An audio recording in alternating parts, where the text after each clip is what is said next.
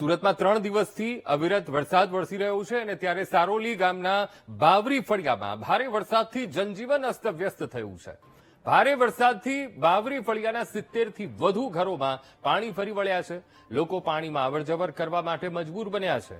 ત્યારે સારોલી પોલીસ સ્ટેશનના મુખ્ય ગેટ બહાર પણ પાણી ભરાતા પાછળના રસ્તાનો લોકોએ ઉપયોગ કરવાનો શરૂ કર્યો છે।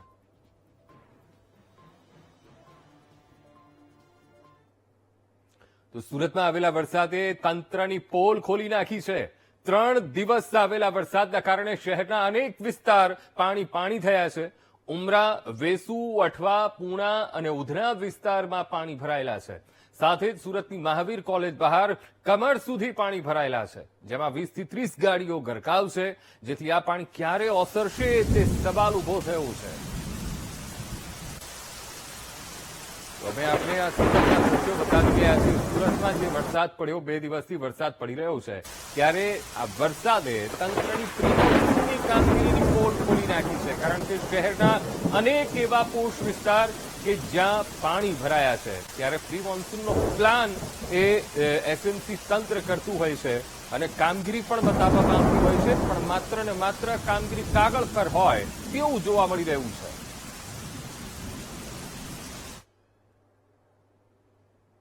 તો આજ સુરતમાં વરસાદી પાણીમાં યુવકોને મસ્તી કરવી ભારે પડી। મસ્તી કરવા જતા કુંભારિયા ગામમાં યુવક ઇજાગ્રસ્ત થયો। ખાડી પૂરના પાણીમાં મસ્તી કરતા યુવક ઇજાગ્રસ્ત થયો હતો। તો આ ઇજાગ્રસ્ત યુવકને તાત્કાલિક સારવાર આપવામાં આવી।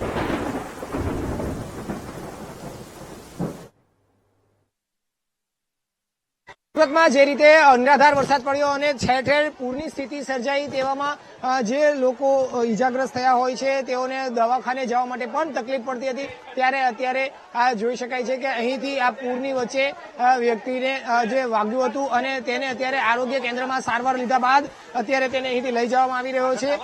જે રીતે અત્યારે હાલ સ્થિતિ હતી પૂરને લઈને અને તેને જ લઈને આ યુવક જ્યારે ઇજાગ્રસ્ત થયો હતો પાણીમાં, તો તેને તેડીને અત્યારે હાલ જે અહીંયા આરોગ્ય કેન્દ્ર હતું કુંભારિયા ગામનું, ત્યાં સારવાર અપાવીને તેને અત્યારે હાલ અહીંથી લઈ જવામાં આવી રહ્યો છે। જોકે પાણીમાં ખૂબ જ તકલીફ હોવાને કારણે હાલ આ રીતની સ્થિતિ જોવા મળી રહી છે અને લોકો પણ અત્યારે આ પાણીને લઈને પરેશાન થયા છે। ભાઈ, તમે જણાવશો શું થયું તમને?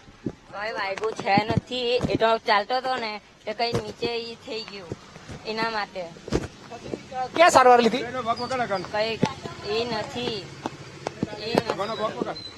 બિલકુલ આ બાળકને જે છે તેને પાણીમાં રમી રહ્યો હતો તે દરમિયાન વાગ્યું હતું અને ત્યારબાદ તેને આ આરોગ્ય કેન્દ્ર જે છે ત્યાં તેની સારવાર આપવામાં આવી અને ત્યાંથી અત્યારે તેને તેના ઘરે નિવાસસ્થાને લઈ જવામાં આવી ગયો છે। જો કે આ પાણીમાં કોઈ પણ વસ્તુ હોઈ શકે છે અને આ પાણીમાં ફરવું પણ ખૂબ જોખમી હોઈ શકે છે। અત્યારે આ જ રીતે જ્યારે પાણીનો ભરાવો થયો હતો, એ પાણીના ભરાવામાં મજાક મસ્તી કરવી પણ એક યુવકને ભારે પડી છે અને એ જે યુવક છે તેની સારવાર લઈને અત્યારે મોકલાઈ રહ્યો છે। કેમેરામેન સરજુ પારેખ સાથે ધ્રુવ સોમપુરા, વીટીવી ન્યૂઝ, સુરત।